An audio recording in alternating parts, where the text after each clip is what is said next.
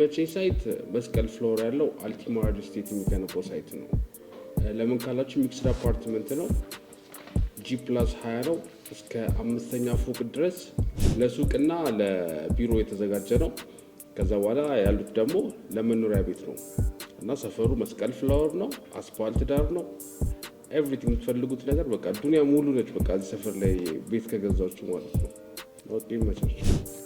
እኔ ደግሞ በጣም የምወደው ሳይት መገናኛ ያለው ሳይት ነው። ምክንያቱም ብዙ ሰው ፍላጎቱ የባንክ ብድር ይፈልጋል። መገናኛ ያለው ሳይታችን ደግሞ 50% የባንክ ብድር ተመቻችቶለታል።